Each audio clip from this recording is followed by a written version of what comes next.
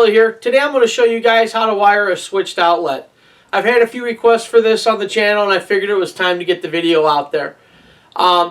Basically it's a pretty simple concept.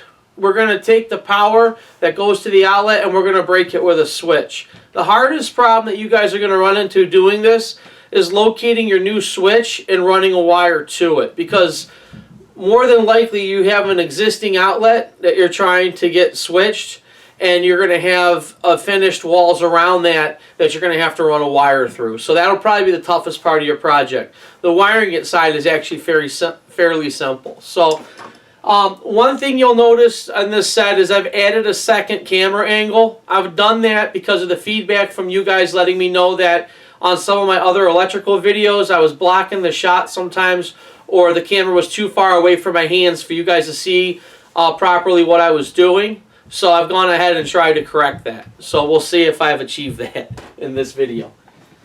Alright, so we're going to start out here for demonstration purposes. I'm using my demo set that I've used in a bunch of other videos, so it's got some other stuff that we're not going to be using. We're not going to worry about that light. We're not going to worry about these wires coming out of here. Basically, imagination land here. You've got an outlet that's coming out of a wall. So you got your outlet in the wall, and you want to get a switch to this. So you need to locate your location for your switch. I don't care if it's 3 feet away or 35 feet away. You just have to pick a location for your switch, and then you need to run a wire to it.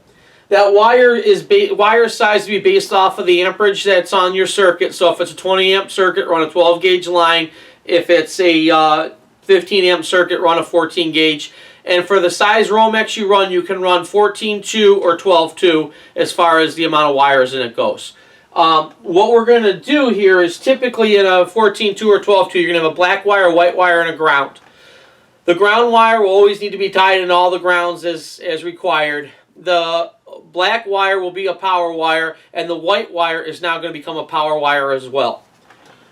The way we go ahead and do that is we take the white wire. So these two wires have been run, this Romex line here, this wires in the ground, have been run to our new switch location. So we have a black wire and a white wire in our box.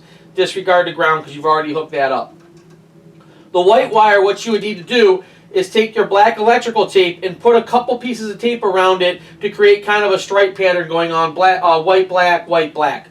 What you're doing there is you're telling anybody that looks into this box or works on the box that this is going to be used as a power line now. This is no longer a common wire, this is a power wire. So that's a way to let people know that that's what you're doing with this wire. You need to do that on both ends. So on this side right here where the switch is at, you're going to go ahead and do the same thing. You're going to put two wires on there, a white and then or two pieces of tape on there, white, black, and then white, black again. I always do at least two, because that way if one was to ever fall off or anything happen, there's still a second one on there calling attention to the fact that this is now a power line. On your switch itself, you're going to make sure your switch is properly grounded. Then you're going to take your power line that's coming in from your outlet box, and you're going to go ahead and wire that up to your top lug on your switch. On your bottom lug on your switch, you go ahead and take the white-black wire and wire that in there.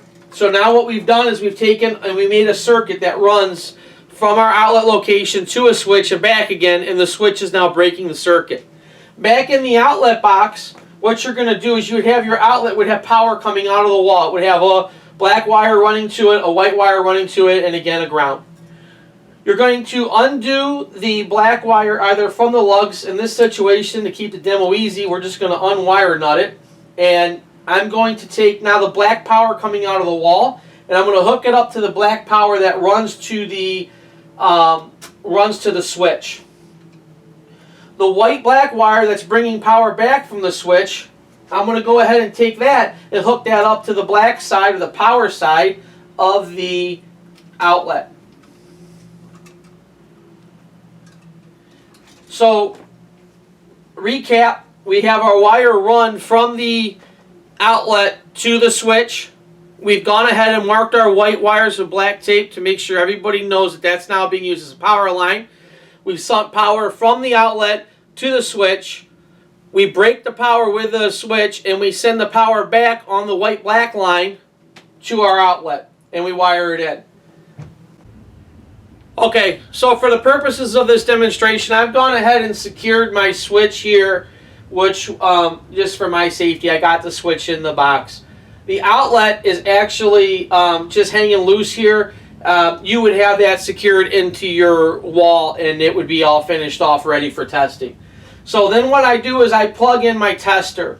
These are just a 3-light tester. If you don't have one, you're going to be doing work around your house, you need to get one. They're not that expensive at all.